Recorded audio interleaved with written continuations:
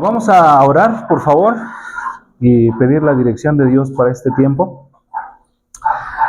Señor, te damos gracias porque en tu sabiduría y tu misericordia también tú nos concedes reunirnos. Te agradecemos porque nos has guardado, te agradecemos porque nos has provisto y ayúdanos, Señor, para que veamos tu fidelidad, incluso en circunstancias que desde nuestra perspectiva son desafiantes o son problemáticas para nosotros. Y ayúdanos para ver cómo, de la misma manera que lo vio David, tú estableces, tú estructuras nuestra vida con la finalidad de que te conozcamos, de que estemos conociéndote de manera progresiva y también que estemos, Señor, dispuestos a ser leales al llamado que tienes para nosotros. Te ruego que nos guíes mientras continuamos estudiando el Salmo 139 y que también nos concedas tener una mente despierta, una voluntad dispuesta al cambio y que tu Espíritu Santo nos ilumine para entender las verdades que estaremos leyendo. En nombre de Cristo te agradecemos por este tiempo, te pedimos que guardes a quienes vienen de camino y concédenos, Señor, disfrutar, conocerte y sobre todo estar listos para adorarte de la manera que tú demandas y de la forma en que tú mereces. En nombre de Cristo pedimos tu dirección. Amén. Pasen, bienvenidos. Bueno, busquen por favor en sus Biblias Salmo 139. Vamos a continuar con este texto. Y básicamente este texto nos habla de tres características de Dios, tres atributos, como también se le podrían llamar, o también tres perfecciones de Dios, como a algunos autores les gusta presentarlo. Y el propósito que presenta el rey David al escribir este salmo, esencialmente es que nosotros veamos de qué forma estos atributos de Dios tienen un impacto directo en la vida de cualquier persona. La idea es que nosotros veamos de qué forma estas cualidades de Dios, estas características de Dios, tienen un impacto directo en cada ser humano.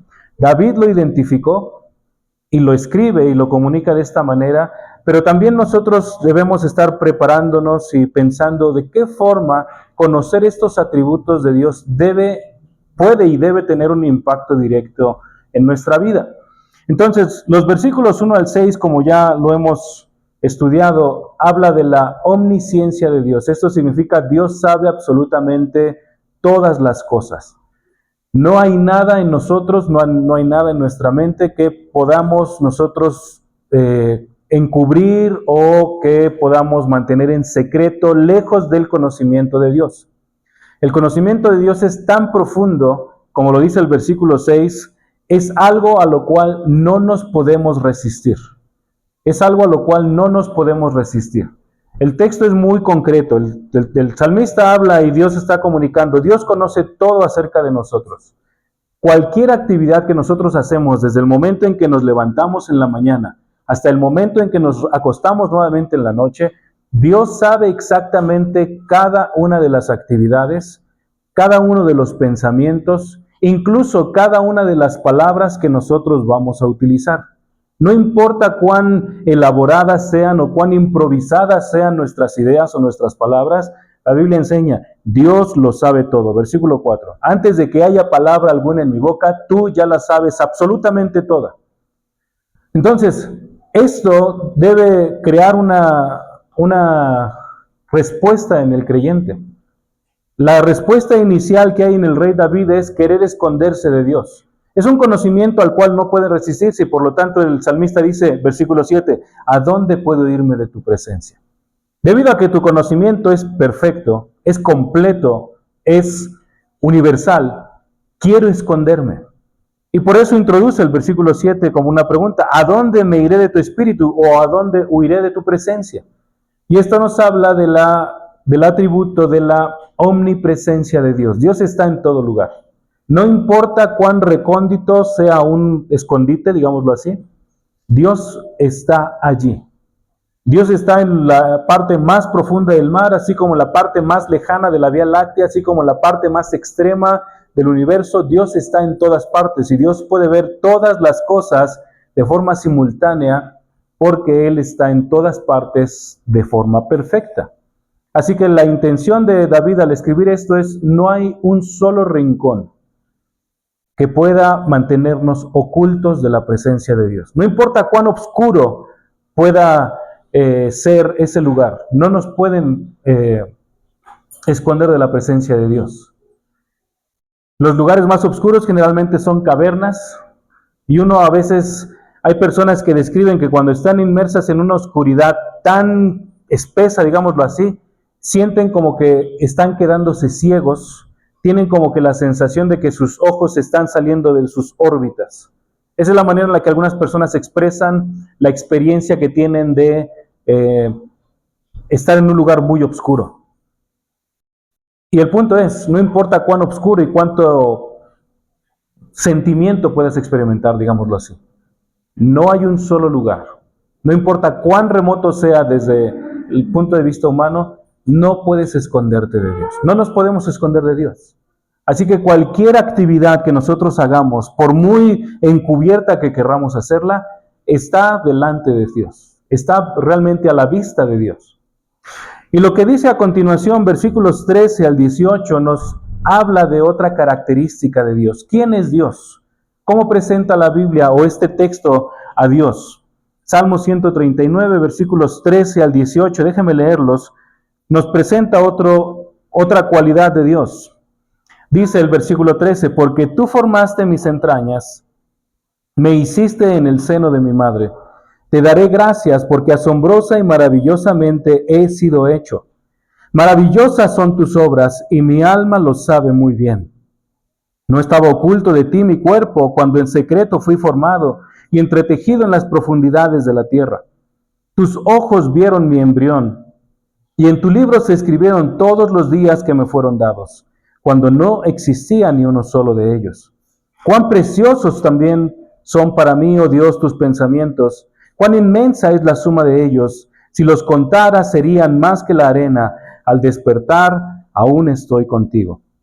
Lo que enseña esta sección, versículos 13 al 18, básicamente es el poder que Dios tiene sobre todas las cosas. El poder que Dios tiene sobre todas las cosas. Y algo que han dicho algunas personas, me parece a mí de forma muy apropiada, es que si alguien no cree en el poder que Dios tiene, entonces realmente no está creyendo en un Dios correcto.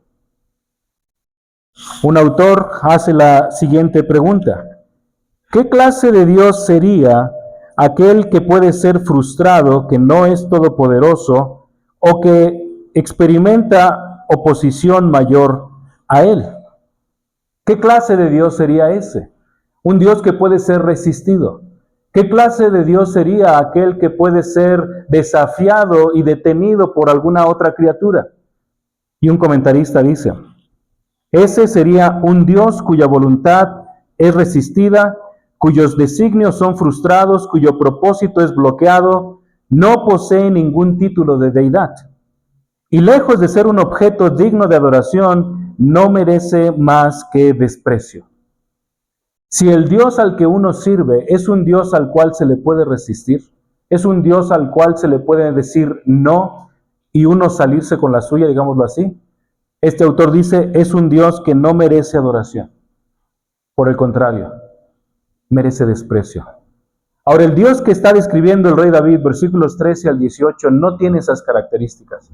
El Dios que está describiendo David es un Dios que controla absolutamente todo, desde los átomos más pequeños hasta la galaxia más extensa que usted puede imaginarse, Dios la controla por completo.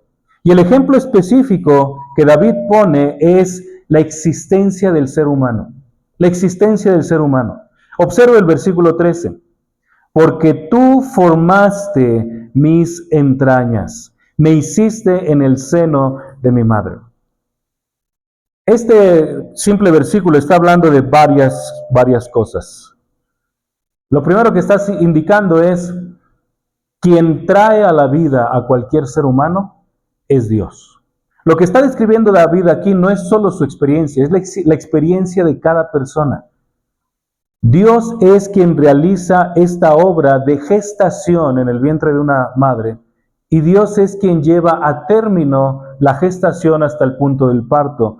E incluso, el texto no lo dice, pero por inferencia es Dios mismo el que lleva el desarrollo de cada persona desde el momento en que nace, desde el momento en que sus pulmones oxigenan y comienza el proceso de respiración, hasta el momento en que exhala su último aliento. Dios es quien sostiene a cada ser humano.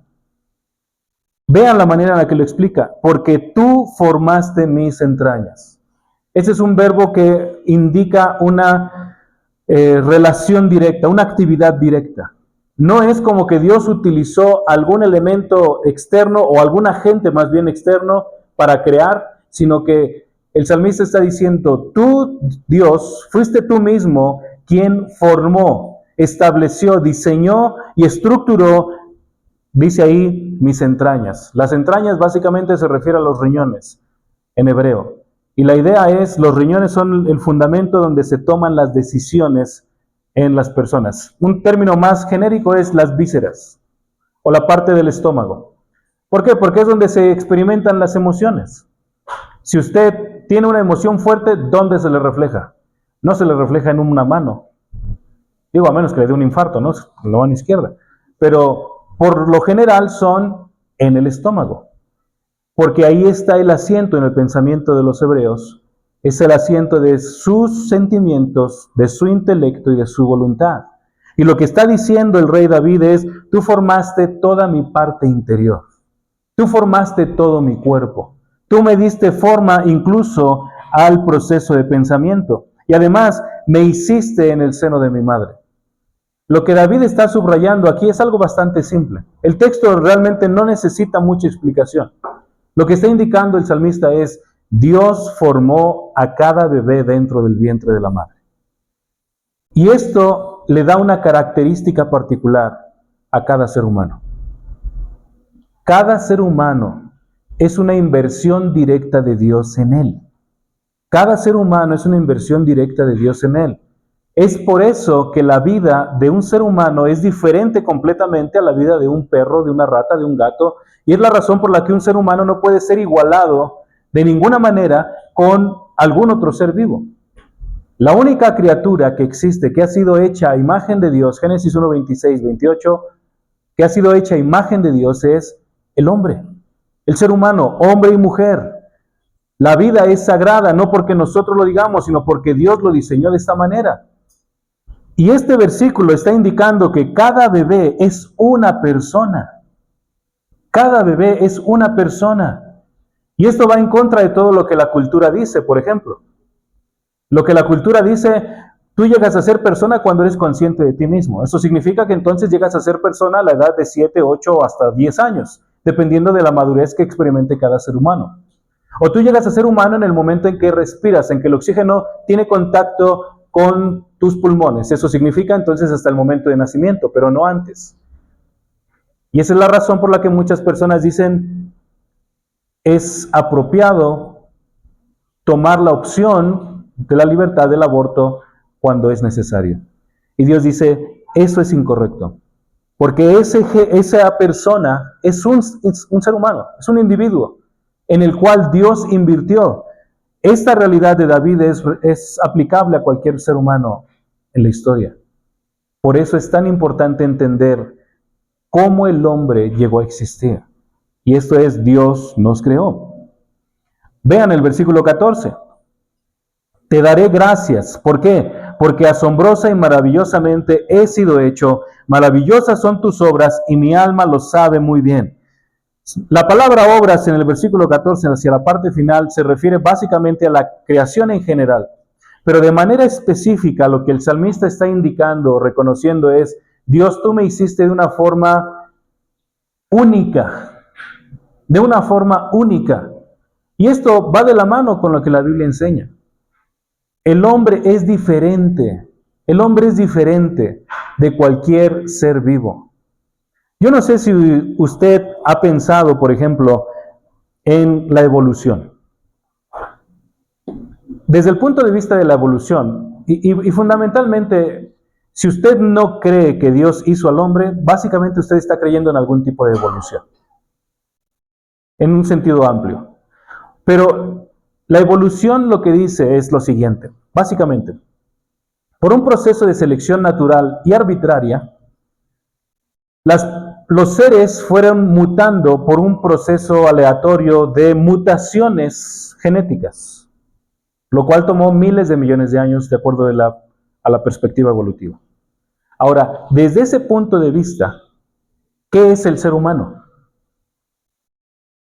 Si la evolución y los seres complejos surgen a partir de una mutación aleatoria y el ser humano se considera el Homo sapiens, desde el punto de vista evolutivo, ¿qué es en realidad el ser humano?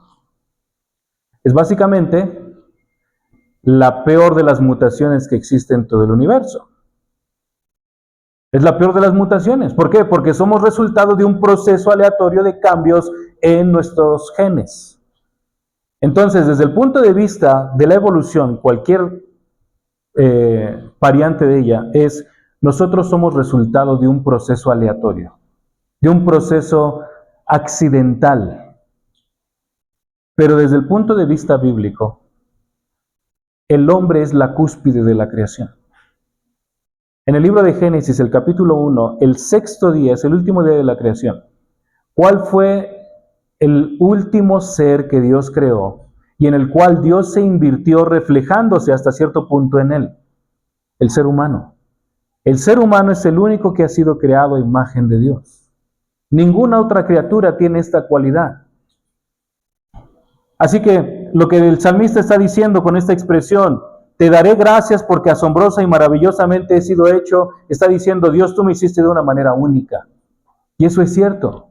El ser humano ha sido hecho de una forma única. El ser humano ha sido creado de una forma singular por Dios. Por eso es tan importante que nosotros entendamos cuál es la naturaleza y el origen del hombre. No somos producto de un accidente. E incluso si usted piensa que es producto de la evolución, la realidad no es así.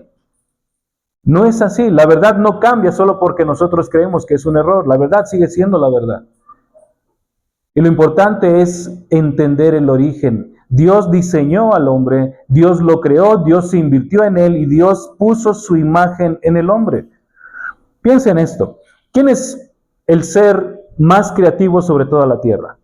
Entre todos los seres vivos que hay. El ser humano. El ser humano ha creado, piensen en esto, ¿los animales pueden tener una construcción como esta? No importa cuán desarrollado sea su capacidad cognitiva. No pueden. ¿Los animales pueden construir un auto?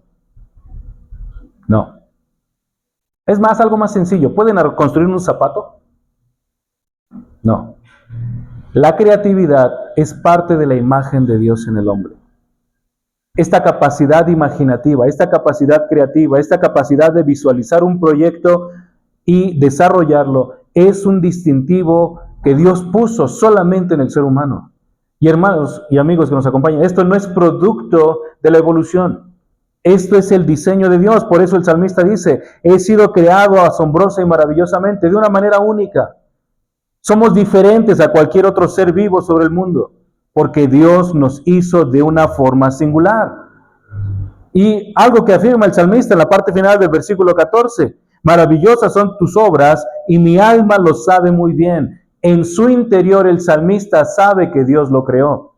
Y escuche bien esto, usted sabe en su interior que Dios lo hizo, porque Dios puso en su conciencia, Dios puso en la conciencia de cada persona este entendimiento de que Dios lo creó. Romanos capítulo 2, versículo 4, Pablo explica esto. En su conciencia, todo ser humano sabe de la existencia de Dios. No existen los ateos desde el punto de vista bíblico. El ateo básicamente es la persona que se resiste a creer en Dios. No porque haya falta de evidencia, la evidencia es el mismo. La evidencia es, mírate en un espejo y ve el diseño que tienes, ve la imagen que tienes. No me estoy refiriendo al aspecto estético, sino me estoy refiriendo al aspecto de creación, de diseño. el diseño del ser humano es único, porque Dios se invirtió en él. Por eso el salmista afirma, yo lo sé en mi interior, de la misma manera que cualquier otra persona lo sabe. A veces el problema no es que no lo sepamos, más bien el problema es que nos queremos resistir a lo que Dios ha dicho. Vean lo que dice el versículo 15. ¿Hasta dónde se extiende el poder de Dios? ¿No estaba oculto de ti mi cuerpo cuando en secreto fui formado y entretejido en las profundidades de la tierra? ¿Sabe usted cuándo se desarrollaron los ultrasonidos? Esas maquinitas que se utilizan hoy en los laboratorios para hacer un ultrasonido de una mujer embarazada. ¿Cuánto llevará? ¿200 años? Menos. Menos. La resonancia magnética, ¿cuánto llevará? ¿50 años?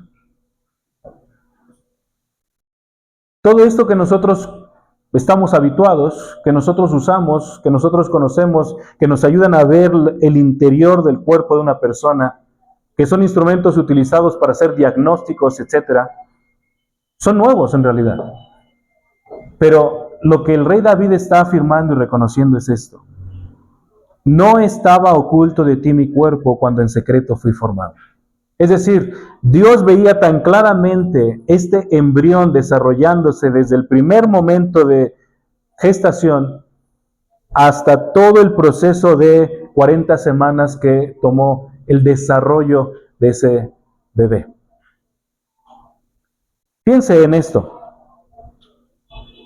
El embrión es un ser vivo, por la siguiente razón. Los gametos masculino y femenino por sí solos no son autorreproducibles. No se reproducen por sí mismos. Forzosamente necesitan estar en unidad para que exista este proceso de replicación celular y exista el desarrollo del bebé.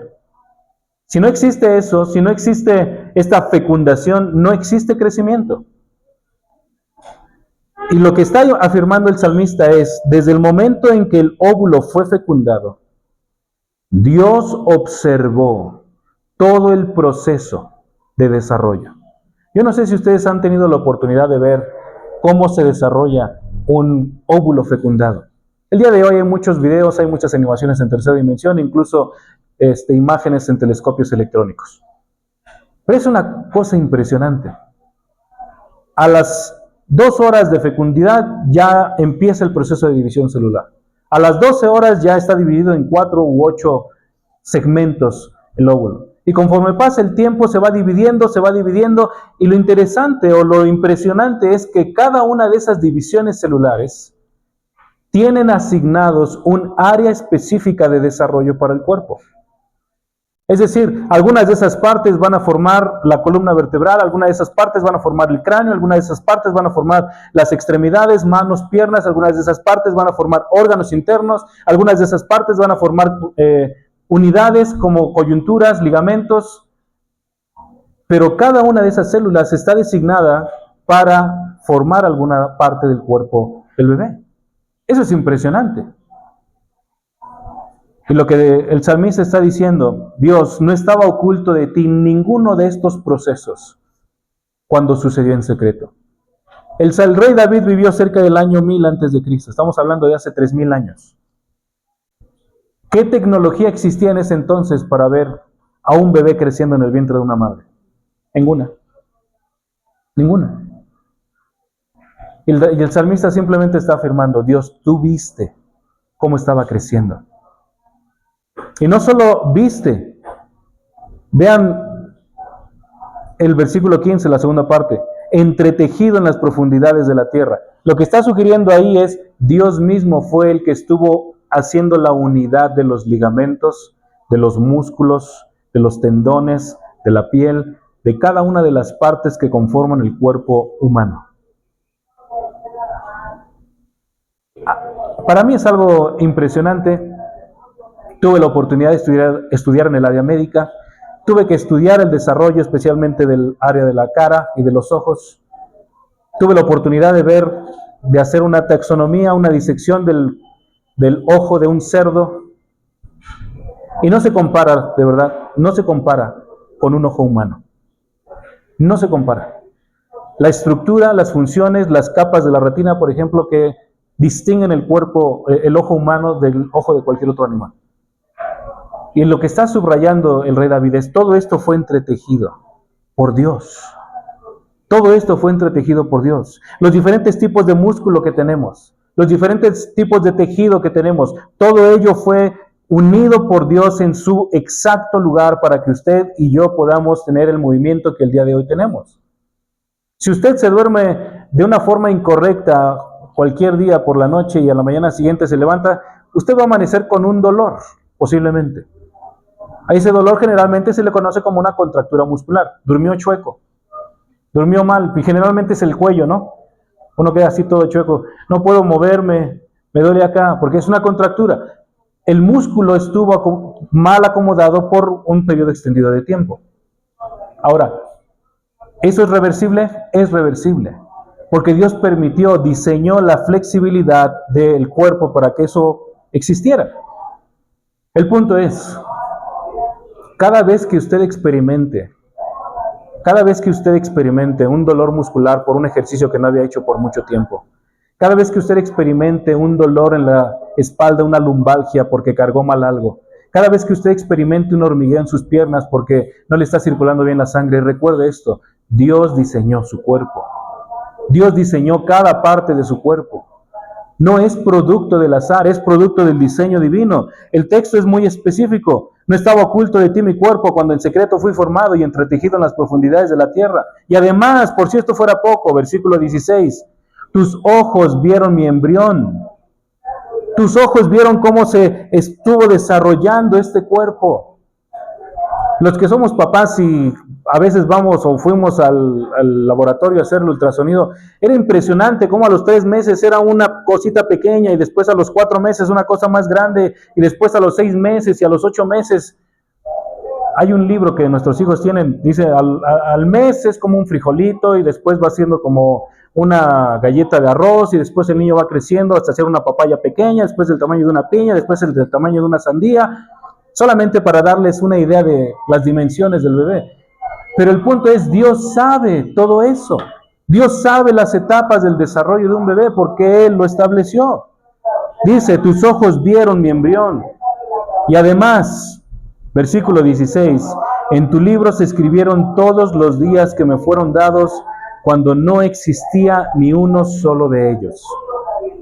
Ese solo versículo nos habla de algo que ya hemos mencionado, pero que es importante recordar. Eso se llama la soberanía de Dios. La soberanía de Dios. Es un control completo que Dios tiene. Vean la manera tan enfática que lo presenta el salmista. Tus ojos vieron mi embrión, en tu libro se escribieron todos los días que me fueron dados cuando no existía ni uno solo de ellos. Es decir, ni siquiera estaba planeado el bebé. Y Dios ya sabía cuánto tiempo iba a vivir esa persona. Ni siquiera estaba planeado, ni siquiera estaba en proceso de compromiso. Y Dios ya sabía cuándo iba a ser gestado ese bebé, ya sabía cuánto tiempo iba a durar el proceso de gestación, ya sabía cuándo iban a ser el momento exacto, la fecha exacta, la hora exacta, el lugar exacto, la familia específica, y Dios ya sabía exactamente cuántos años va a vivir esa persona. Es decir, esto es algo que Dios controla desde el principio. Uno podría decir, bueno, pero la ciencia ha avanzado y sabemos que en la Edad Media el promedio de edad eran los 40 y pico de años y después en la época de la Reforma y la Ilustración subió a 60 y tantos años y de la era moderna, los 1900 en la actualidad, son 70 años en promedio. El día de hoy las mujeres viven en promedio 76, 78 años, los hombres 2 o 4 años menos. Y si a eso le añadimos que existen tecnologías que tratan de alargar el proceso de la vida de una persona podría bien llegar fácil hasta los 80, 85 años de edad. Ahora, la pregunta es, ¿eso está fuera del control de Dios? La respuesta es no. La respuesta es no. Dios le ha dado esta herramienta al ser humano. Dios le ha dado esta herramienta al ser humano para que la use de forma correcta.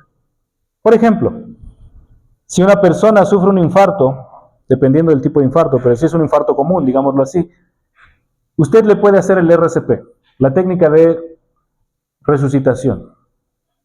Y esa persona puede responder positivamente al proceso o al procedimiento. Ahora, ¿Dios no tenía contemplado ese infarto en la vida de esa persona? Dios lo tenía ordenado, contemplado. Dios está en control. El punto es, no hay ninguna circunstancia médica ni tecnológica que tome por sorpresa a Dios. El texto es muy claro. Dios sabe cuántos años va a vivir cada persona. Dios sabe cuántos años va a vivir cada persona. Pero es importante que nosotros entendamos. Nosotros no lo sabemos. Nosotros no sabemos. La genética puede ayudarnos un poco. Nos puede dar una orientación general. Pero eso no significa que nosotros tenemos la certeza de cuántos años va a vivir una persona. Ahora, si a esto le añadimos elementos adicionales como el estilo de vida, todo esto compromete el estado de salud general y compromete la longitud de la vida, digámoslo así.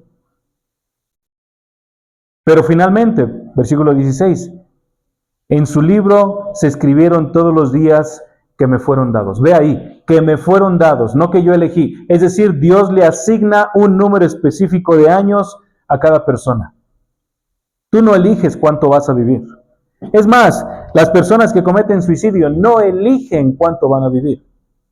Dios ha determinado cuándo va a comenzar y cuándo va a terminar la vida de una persona. Pero no solamente Dios elige el tiempo, Dios elige también las circunstancias. Dios elige las circunstancias. Muchas personas se han hecho preguntas, ¿por qué nací en esta época? Tenía un compañero en la universidad, por ejemplo, que decía que le reclamaba a sus papás, ¿por qué no se casaron antes? Yo quería ser un fan de los Beatles. Quería estar yendo a sus conciertos y esto y el otro. ¿Por qué no se casaron antes? Dios determina cuándo va a nacer una persona. Dios determina dónde va a nacer una persona. ¿Usted se ha hecho la pregunta de por qué es mexicano? Digo, creo que todos somos mexicanos. Y si no, piensa en su nacionalidad. ¿Por qué es de la nacionalidad que tiene? Dios determinó esto. Algunas personas en nuestra época de rebeldía nos preguntamos, ¿y por qué tuve que nacer en esta familia? Tú no tenías alternativa, ni yo. Y Dios en su sabiduría y en su soberanía decidió que naciéramos en esas circunstancias, en ese lugar, en esa familia, en esa situación concreta. No fue una cuestión de nuestra elección. Piensen en esto. ¿Quién decidió nacer? Levante la mano. Nadie.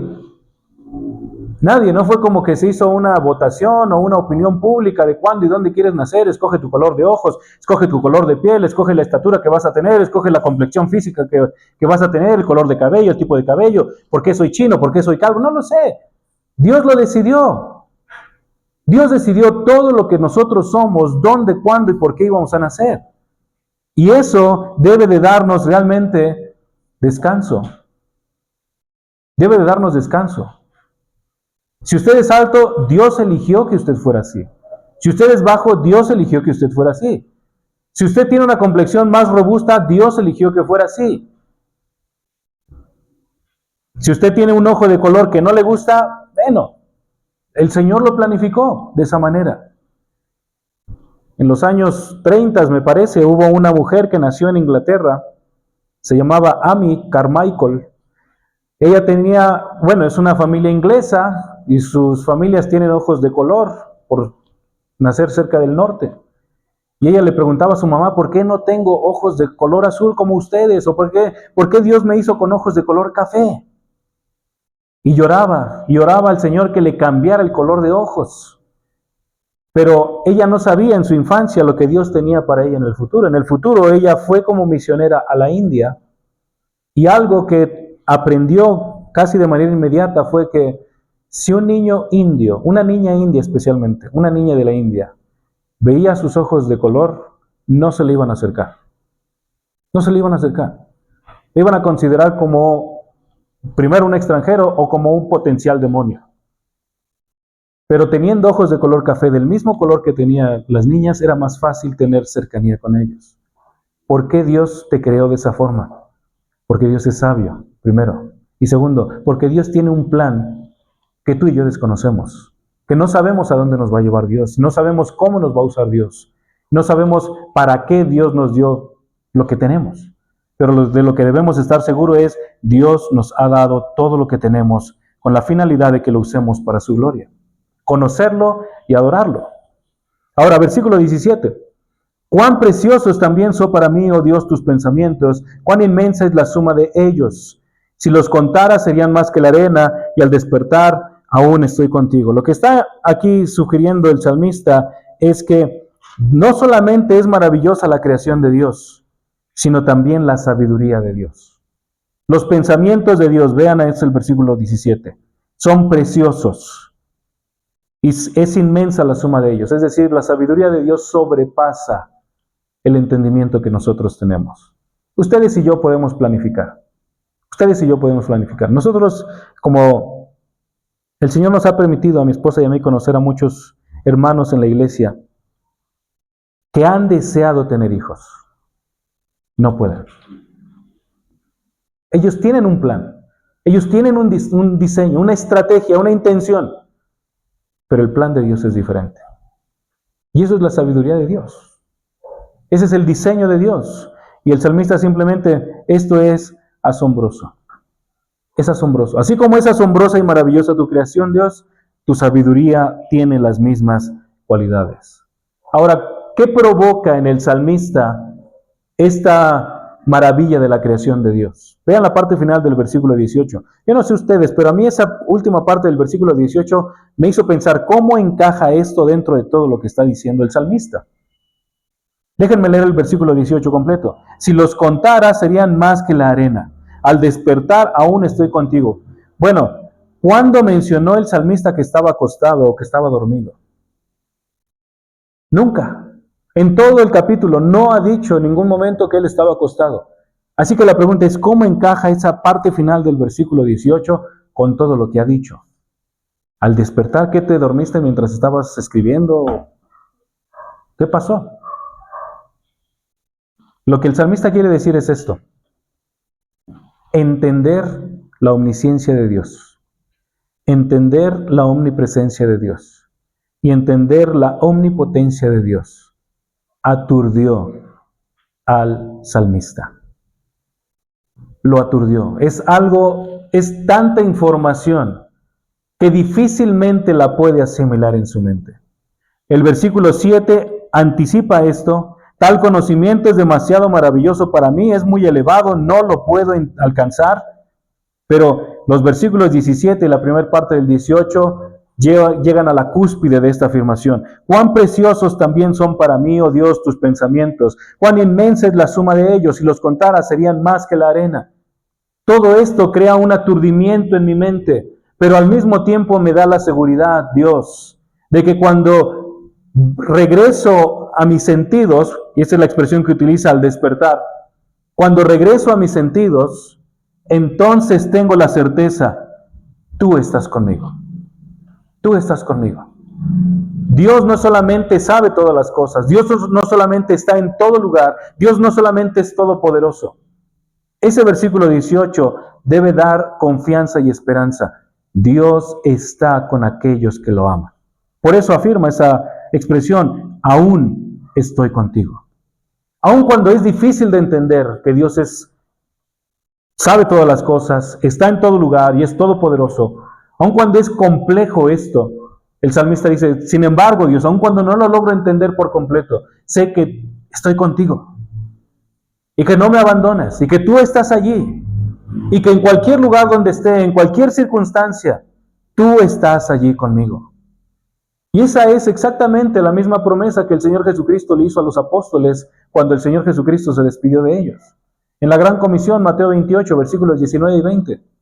Yo estoy con ustedes todos los días. ¿Hasta cuándo? Hasta el fin del mundo. Hasta el momento en que Cristo regrese por la iglesia o el creyente se muera, Cristo está todo el tiempo con ellos. Y esto es lo que sucede con cualquier persona que ama a Dios. Dios está con ellos. Pero esa es la condición, que amen a Dios, que crean en Dios de acuerdo a lo que Él ha presentado. Déjenme terminar la sección hasta el versículo 24. Versículo 19. Esa es la conclusión del Salmo. Oh Dios, si tú hicieras morir al impío, por tanto apártense de mí, hombres sanguinarios, porque hablan contra ti perversamente, y tus enemigos toman tu nombre en vano. No odio a los que te aborrecen, Señor, y no me repugnan los que se levantan contra ti. Los aborrezco con el más profundo odio, se han convertido en mis enemigos. Hay un patrón común en los versículos 19 al 22. Y este patrón es el desprecio que el salmista tiene por los que rechazan a Dios. Ahora, la pregunta es, ¿cuál es la razón por la que el salmista los rechaza? ¿Cuál es la razón por la que el salmista sugiere, versículo 19, que Dios haga morir al impío? ¿Cuál es la razón por la que el salmista afirma, versículo 21, en forma de pregunta, que odia a los que odian al Señor, que son repugnantes ante Él los que se rebelan contra Dios, que aborrece con un odio muy profundo y se han convertido en sus enemigos? ¿Cuál es la razón de fondo? ¿Cuál es la causa de fondo que crea este sentimiento en el salmista? La razón de fondo es la siguiente. Él reconoce que él puede fácilmente ser influenciado y arrastrado por personas que le van a estimular o le van a ayudar para pecar en contra de Dios de alguna manera. Le van a ayudar a apartarse de Dios. En lugar de ayudarle a mantenerse en Dios, él sabe que si se asocia con un impío, versículo 19, una persona que voluntariamente se rebela en contra de Dios, entonces el riesgo es este, que él se aparte de Dios. Y que olvide que Dios es omnisciente, Dios todo lo sabe, y que olvide que Dios está en todos los lugares, y que olvide que Dios es todopoderoso. Esa es la razón por la cual él habla de esta manera. El texto, estos versículos 19 al 22 no están afirmando principalmente que el salmista busca la destrucción de esos individuos. Más bien lo que está tratando de establecer es, no quiero asociarme con ellos. ¿Por qué? Porque ellos van a apartarme de Dios. Y esto, en un sentido, pone una enseñanza bastante clara, bastante sencilla. Si hay alguna relación, amistad, que te está apartando del Señor, solo tienes dos opciones. O te apartas de esa amistad para seguir al Señor, o te apartan del Señor para seguir esa amistad. Solo son esas dos opciones. No hay más. No hay una tercera alternativa. Y lo que el salmista está optando es, hago a un lado estas amistades, estas personas, circunstancias que me van a apartar del Señor. Pero algo importante también que considerar es esto. El salmista no se cree mejor que los demás. El salmista no dice yo soy mejor que ustedes o soy de más valor al Señor. ¿Cómo sabemos eso? Vean lo que dice versículos 23 y 24. Escudriñame, oh Dios, y conoce mi corazón. Pruébame y conoce mis inquietudes, y ve si hay en mí camino malo y guíame en el camino eterno. La preocupación principal del salmista no son las amistades externas. Si bien son importantes, pero no es lo más importante. ¿Qué es lo más importante? Su corazón. Que se conozca. Que entiendas realmente cuáles son las motivaciones que hay en tu corazón. El salmista entiende esto. Y es lo que trata de transmitirnos. Si bien es importante separarse de las amistades que nos pueden alejar de Dios, es más importante aún solicitarle a Dios esto como una oración. Dios, ve qué es lo que hay en mi corazón y ayúdame a ver mi pecado. Porque el enemigo más mortal que yo tengo no es alguien afuera de mí que se opone a mis creencias. O no es un amigo que constantemente me está invitando a ir a lugares que debo de evitar. O no es una persona que me está ofendiendo por mi fe. Esos no son los enemigos principales que nosotros tenemos. El enemigo principal es el pecado que vive dentro de nosotros. El pecado que vive dentro de nosotros. Y esto se enseña constantemente en el Nuevo Testamento. Uno de los textos que constantemente vienen a mi mente es Marcos capítulo 7, versículos del 20 en adelante. ¿De dónde vienen los homicidios? ¿De dónde vienen los adulterios? ¿De dónde vienen los robos? ¿De dónde vienen las difamaciones? ¿De dónde vienen todas las actividades que nosotros vemos a nuestro alrededor? Y que incluso en ocasiones nosotros pudimos haber practicado alguna de ellas. ¿De dónde vienen? No es de afuera, no es de la sociedad. El Señor Jesucristo enseña, Marcos 7, 20 en adelante, todo esto viene del corazón. Todo esto proviene de nuestro interior. Del corazón vienen los robos, del corazón viene la mentira, del corazón vienen malos pensamientos, del corazón vienen malos deseos, del corazón vienen las actividades que deshonran a Dios. Y lo que el salmista está diciendo entonces es, yo no soy mejores que ellos. Yo no soy mejor que los impíos en un sentido. Y esa es la razón por la cual suplica al Señor, Dios, escudriñame. ¿Qué es escudriñar? Ustedes recuerdan, ya lo ha mencionado en el versículo 1. Vean lo que dice Salmo 139, versículo 1. Oh Señor, tú me has escudriñado y conocido. Esto significa, Dios ha buscado en medio del corazón del salmista. Ya lo hizo en el pasado, de acuerdo al versículo 1. Pero ¿qué está pidiendo el salmista en el versículo 23? Continúa haciéndolo, Dios. Continúa haciéndolo. No es suficiente una vez, ni dos, ni tres. Todos los días, Dios, escudriñame y conoce mi corazón. ¿Por qué el corazón? Porque todo proviene de allí. Deseos vienen del corazón. Ideas vienen del corazón. Voluntad viene del corazón. Sentimientos vienen del corazón.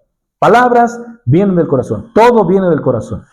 Por eso el salmista es muy enfático. Escudriñame y conoce mi corazón. Y además, pruébame y conoce mis inquietudes. Dios conoce mis intenciones. Esa es la intención. Esa es la expresión. Conoce mis inquietudes. Inquietudes es intenciones. ¿Cuál es la intención? ¿Cuál es la intención detrás de las palabras que estás pensando? ¿Cuál es la intención detrás de las acciones que estás planeando? ¿Cuál es la intención detrás de las emociones que estás experimentando? En ocasiones ni siquiera nosotros los entendemos. Es la realidad. La verdad es que como seres humanos en ocasiones estamos o muy confundidos o demasiado desalentados y no alcanzamos a entender lo que hay dentro de nosotros. Y el salmista le pide a Dios, Dios, pruébame. De la misma manera que el oro se prueba, que se pone se me olvidó cómo se llama el lugar ese donde en el crisol para probarlo, para purificarlo. De la misma manera, pruébame y conoce mis intenciones. Si usted va a hacer algo, si usted va a hablar algo, esa es una buena oración. Dios conoce mis intenciones. ¿Para qué voy a hablar eso? ¿Realmente va a ser útil? ¿Realmente va a ser benéfico para las personas? ¿Realmente va a ser benéfico para la ocasión, para las circunstancias? ¿O va a contribuir para crear discordia o algún tipo de incomodidad? Versículo 24. Y ve, Dios, ve, observa si hay en mí camino malo. Normalmente en la Biblia, especialmente en el Antiguo Testamento, cuando aparece la palabra malo, maldad, maligno, se refiere a un comportamiento moralmente despreciable. Un comportamiento moralmente despreciable. Es decir, un comportamiento que no le agrada al Señor. Y lo que el salmista está pidiendo es, ve si hay en mí una intención de hacer un mal moral. ¿Qué es un mal moral? Mentira, robo, difamación, cualquier actividad que es contraria a los principios bíblicos. Cualquier actividad que se opone a la santidad de Dios. Eso es un camino malo. Y por el contrario, versículo 24, parte final, guíame en el camino eterno. Observen el contraste.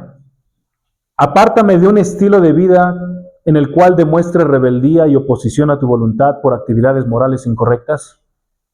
Y en cambio, muéstrame, guíame, ayúdame a percibir que el estilo de vida que va a la eternidad con Dios.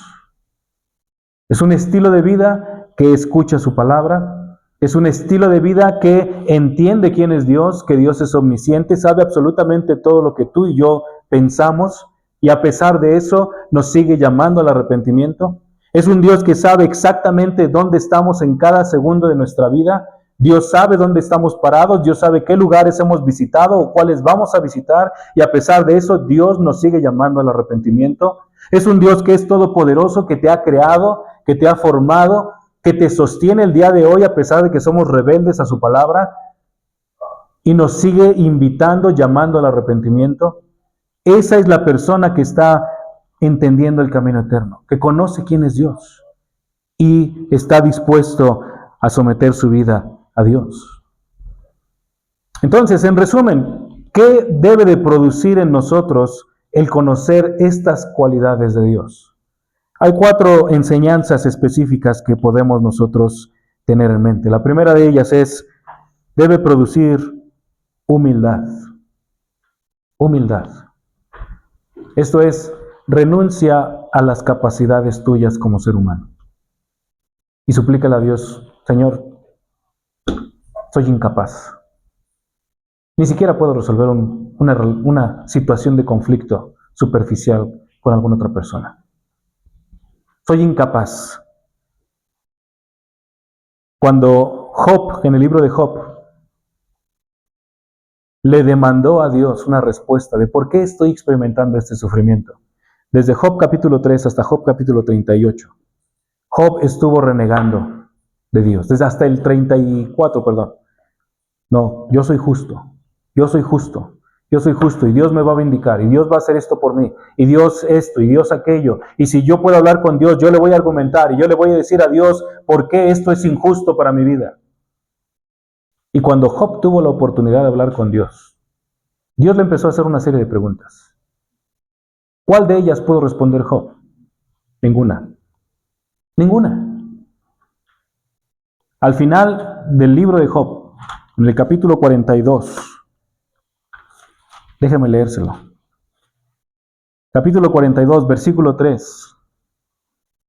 Déjeme leer desde el versículo 1, porque realmente la respuesta de Job, estos 6 versículos, demuestran la humildad que uno debe de experimentar por causa de conocer estas cualidades de Dios. Job 42, versículos 1 al 6. Entonces Job respondió al Señor, yo sé que tú puedes hacer todas las cosas y que ninguno de tus propósitos puede ser frustrado. ¿Quién es este que oculta el consejo sin entendimiento? Aquí está repitiendo una pregunta de Dios. Y Job responde, por tanto he declarado lo que no comprendía, cosas demasiado maravillosas para mí que yo no sabía. Esto es un lenguaje parecido al del Salmo 139. Es un lenguaje paralelo, pero hay una diferencia abismal entre la actitud de Job y la actitud de David. Versículo 4 de Job 42. Escucha ahora y hablaré y te preguntaré y tú me instruirás. Esto es lo que Dios le dijo a Job. Y vean la respuesta de Job en el versículo 5. He sabido de ti solo de oídas. Lo que sabía de ti, Señor, era por tradición, por lo que me llegaba a los oídos de las conversaciones que escuchaba entre las personas a mi alrededor, pero realmente nunca te había escuchado. Realmente nunca había puesto atención a la manera tan particular que tú estabas hablando. Sabía de ti solo por terceras fuentes, pero nunca un conocimiento directo. Versículo 5, parte final dice, pero ahora mis ojos te ven. Ahora puedo ver quién eres, Dios. Puedo ver tu poder, puedo ver tu soberanía, puedo ver tu justicia, puedo ver tu santidad. ¿Y qué es lo que hace Job? Versículo 6, por eso, debido a que mis ojos te ven, me retracto. Dios, perdóname esta forma de hablar tan arrogante que utilicé durante los primeros capítulos del libro de Job. Me retracto, me desdigo. Señor, todo lo que dije estuvo mal. Toda esta defensa que presenté a mi favor, entre comillas, es incorrecta. Me retracto y además me arrepiento en polvo y ceniza. Esa es una expresión muy fuerte para indicar el grado de arrepentimiento que tenía Job a la hora de entender quién es Dios. Y escuche bien esto, es lo mismo que usted y yo debemos hacer al comprender quién es Dios. nosotros como familia crecimos en un ambiente en el cual el conocimiento era no solamente bien recibido, sino exaltado. Conocimiento, conocimiento, hay que leer, hay que estudiar. Yo nunca fui un buen lector en realidad. Pero hay muchas personas que el día de hoy tienen esa misma fijación, conocimiento. Y entre más sepan, en su opinión, valen más. Sus cerebros parecieran que pesan más, al menos en su opinión. Y por lo tanto tienen un mayor valor delante de las personas. Pero la realidad es esta. No importa cuánto usted sepa. Su conocimiento nunca se va a igualar al conocimiento que Dios tiene de acuerdo a los versículos 1 al 6. Nunca. Es más, Dios sabe cosas de usted que usted ni siquiera sabe de sí mismo. Dios sabe cosas de usted que usted ni siquiera sabe de sí mismo. Hay cosas que nosotros sabemos de nosotros de manera general, de manera superficial, pero no a profundidad. Dios sabe exactamente todo acerca de nosotros. La base de datos, digámoslo así, que Dios tiene de nosotros es mejor que cualquier base de datos que pueda tener cualquier inteligencia a nivel militar. Y esto debe de humillarnos, porque en ocasiones pretendemos saber, pero ¿sabe qué? Como decía el filósofo, yo solo sé que no sé nada. No sabemos, estamos limitados. El único que tiene un conocimiento pleno, perfecto y absoluto es Dios, y esto debe humillarnos. Pero, en segundo lugar, hay un aspecto positivo. Si usted cree lo que la Biblia está presentando acerca de Dios, esto debe de darle consuelo. Debe darle consuelo. ¿Sabe por qué? Porque a pesar de que Dios sabe todo lo que nosotros pensamos, deseamos o sentimos, Él ama a los que le aman. A pesar de que le desobedecemos, Dios continúa amando a sus hijos. Escuche bien esto, el Hijo de Dios no es una persona perfecta. No es una persona perfecta. El Hijo de Dios no es una persona que no peca. El Hijo de Dios no es una persona que no lidia con malos pensamientos en su mente. El Hijo de Dios no es una persona que no lidia con sentimientos de ira, de rencor, de frustración todos los días. Por el contrario, un Hijo de Dios es aquel que lidia con ellos, los reconoce y descansa en esta realidad. A pesar de que Dios sabe que tú y yo lidiamos con todo esto, Dios te ama. Dios te ama. Y esto debe de darnos descanso, porque Dios no nos está exigiendo perfección. Dios nos está exigiendo confía. Confía en la obra de Cristo para tu perdón. Confía en la obra de Cristo para ser aceptado delante de Dios. Confía en la obra de Cristo para este proceso de transformación. Y esto es lo que debe de dar consuelo y esperanza al creyente. Una tercera respuesta que debería producir en nosotros es un deseo por vivir para Dios. Un deseo por vivir para Dios. Esos últimos 2 versículos del Salmo deben de ser un estímulo para que vivamos para el Señor. ¿No está usted cansado de su forma de vida?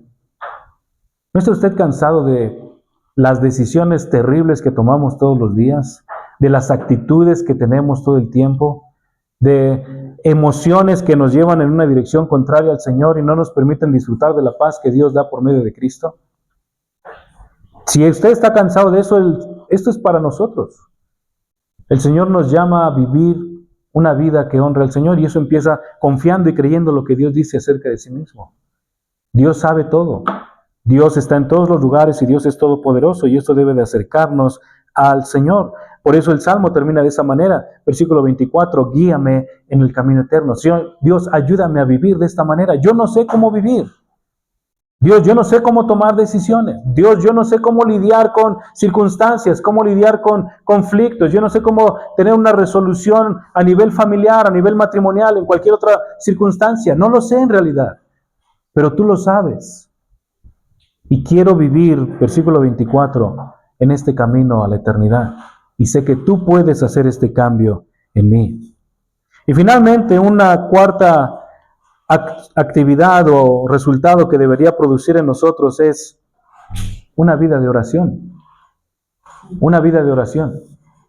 Orar constantemente, orar regularmente, tantas veces como sea necesario y decirle, Señor, otra vez caí, otra vez pequé, otra vez estoy lidiando con este pensamiento, otra vez estoy lidiando con este sentimiento, otra vez estoy lidiando con estos hábitos o estos patrones de vida, pero te pido que me ayudes. Primero, perdóname y segundo, ayúdame a cambiar. Ayúdame a cambiar. Eso es lo que debería de producir en nosotros el conocer a Dios. Y de manera especial estas cualidades de Dios. Que el Señor nos ayude para ser personas de oración que se acerquen a Él tantas veces como sea necesario durante el día. Dios nunca se impacienta por nuestras oraciones, siempre y cuando tengan el tono correcto, la dirección correcta y estén con una disposición, con un corazón dispuesto para obedecer. El Señor no rechaza ese tipo de oraciones. Bueno, déjenme orar.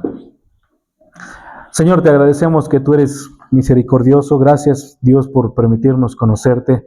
Ayúdanos, Padre, para que comprendamos mejor tus perfecciones. Ayúdanos para meditar en lo que hemos estado aprendiendo en estas semanas, en tu omnisciencia, esta cualidad de que sabes todas las cosas, tu omnipresencia, tú estás presente en todo tiempo, en todo lugar, en cada época de la historia, y tu poder absoluto sobre todas las cosas y de manera especial sobre nuestras vidas. Ayúdanos, Señor, para que al conocer esto no huyamos de ti, sino nos acerquemos y estemos contemplando tu majestad, estemos contemplando tu belleza, estemos adorándote y estemos confiando, Señor, en quién eres tú. Ayúdanos, Padre, para que nuestra meta, nuestro deseo sea conocerte mejor y que también, Señor, podamos ser obedientes a tu palabra.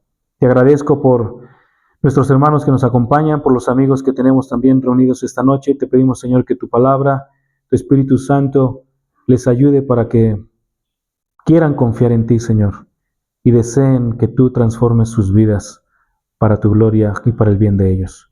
En nombre de Cristo te damos gracias por tu bondad. Amén. Bueno.